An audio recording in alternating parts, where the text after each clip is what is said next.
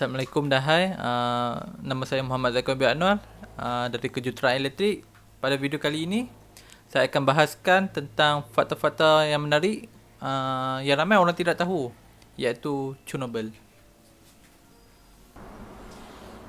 Chernobyl adalah bencana terburuk dalam sejarah manusia akibat kembangan teknologi berbahaya dan politik antarabangsa. Kini lebih dari 34 tahun, kisah ini akhirnya digambarkan di sebuah rancangan HBO, Chernobyl.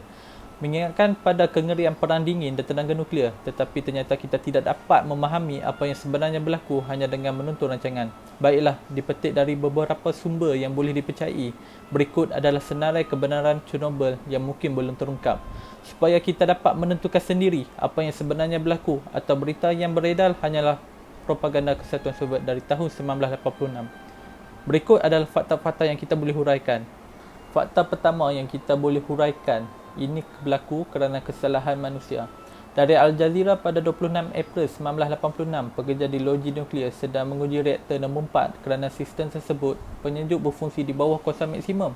Tetapi mereka mematikan sistem pengatur daya dan mematikan sistem secara automatik sehingga semua tanda amaran, keselamatan dan gangguan akti letupan lain tidak dapat dikesan. Ketika sistem tergendala, semua pemeriksaan berlaku kesalahan seperti lonjakan elektrik yang menyebabkan pelet bahan api di reaktor meletup, yang akhirnya menyebabkan letupan cukup besar sehingga meletupkan bumbung reaktor.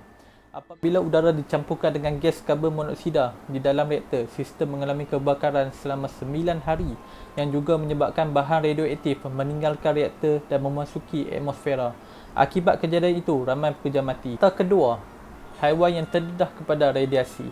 Menurut New York Times, beberapa burung yang tinggal di sana mempunyai kecacatan fizikal seperti mempunyai paruh yang tidak normal dan otak yang jauh lebih kecil. Sebaliknya, banyak dari mereka mempunyai pengeluaran antioksidan yang membantu mencegah kerosakan genetik. Pokok di sekitar Pripyat tumbuh lebih perlahan dan mempunyai sedikit serangga seperti populasi rama-rama, lebah dan belalang yang semakin berkurang. Haiwan seperti babi hutan yang dijumpai dengan jumlah radiasi berbahaya di badan mereka. Fakta yang ketiga, Soviet memaksa wanita hamil untuk menggugurkan kandungan.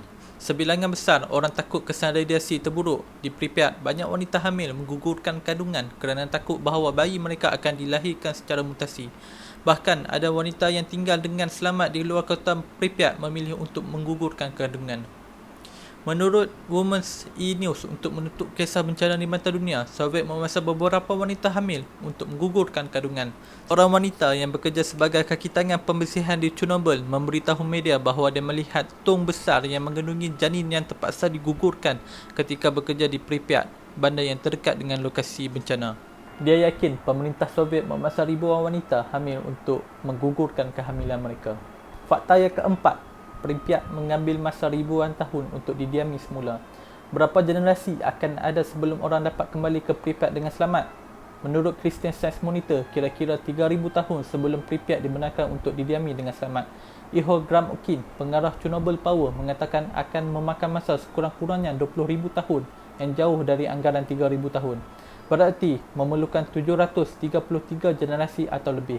Fakta yang kelima, terdapat kaki gajah di ruang bawah tanah. Pada tahun 1986, pekerja menemui lava hitam di koridor wap di bawah reaktor nombor 4. Mereka memanggilnya kaki gajah. Walau bagaimanapun, hitam atau tapak kaki ini mengandungi dos radiasi yang dapat terdedah kepada manusia hanya dalam 5 minit. Menurut Nautilus, 1 jam pendedahan pada kaki gajah bersamaan dengan 4.5 juta sinar X. 10 tahun selepas kemalangan, tapak kaki gajah ini agak jinak. Terima kasih kerana dengar fakta-fakta menarik tentang Chernobyl. Dan jangan lupa like dan subscribe.